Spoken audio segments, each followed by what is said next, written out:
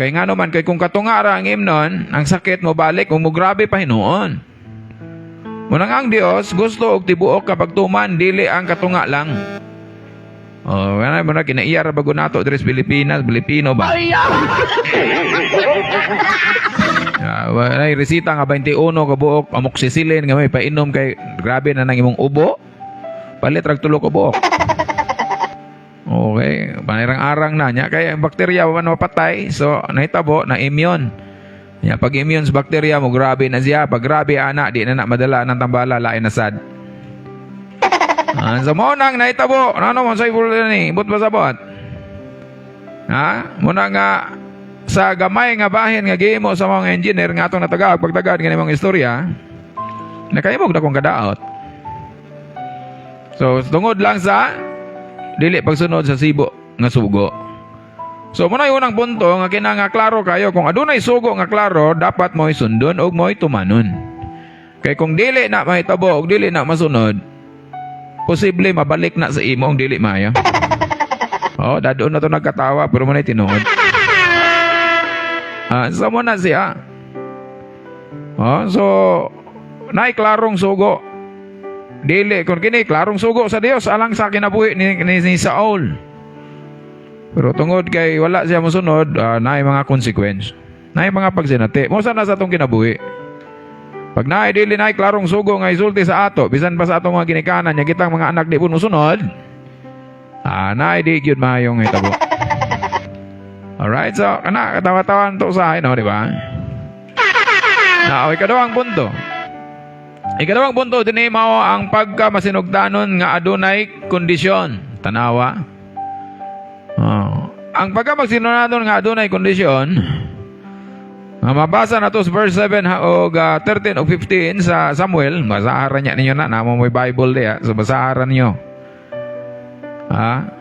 Kaya kung basahon pa na ako ng tibok chapter, mahutdan giguguras dire. So ato rin ko noon. So muna yung dini nga dini nagsugod ang pinaka kanang pagkahakog, pagkahulog ni Samuel, ni Saul. Gituman niya ang sugo apan sumala lang sa iyang gusto. So muna yung diya usahay. Kanang ikaduhang punto makita na ng verse 7 hantods 9 13 o 15 ang pagkamasinugtanon nga adunay kondisyon. Muna din na nagsugod ang pagkahulog ni Samuel. Kaya nga naman gituman niya ang sugo apan sumala lang sa gusto. Mo punas lang kinabuhi. Kung himo malaman tag usa ka butang andun nantay gisugo pero maghimo tag atong kaugalingon nga base sa tong gusto, di na maayo. So verse 9 mo ni nahitabo. Ang pagpili-pili na. Giluwas ni Saul si Agag, gutong hari lagi sa Amalikanon.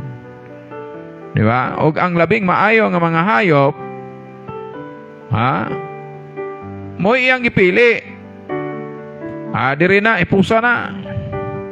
Ang wala ray pulos ang ilang ipamatay. So ingon ni ana munay gitawag og pagkamasinugtanon nga adunay kondisyon. Kini lang ayaw ra na kini lang. So resulta di maayo. Nya verse 13 ang pagka-aron ingnon dili na makita na pod ang kinaiya sa pagka-aron ingnon. Mingon pa gyud si Saul nga matud pa niya. Gituman ko ang sugo sa Ginoo.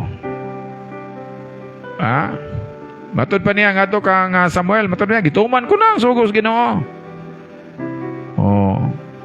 Abi niya, okay na. Kana pag-ingon gituman pero wala di ay, kini ang gitawag og spiritual blindness. Paingon-ingong okay pero dili god. Munang ningon na verse 15. Di ba? Sa verse 15, naay pagbasol. Naanay pagbasol. Munan sa diyang nasakpan, ginaman niya, naman laging naaman ay nag-inga diyang mga hayop. Ay, gihilain na sa akong mga katawhan kay ialad na mo na sa Ginoo.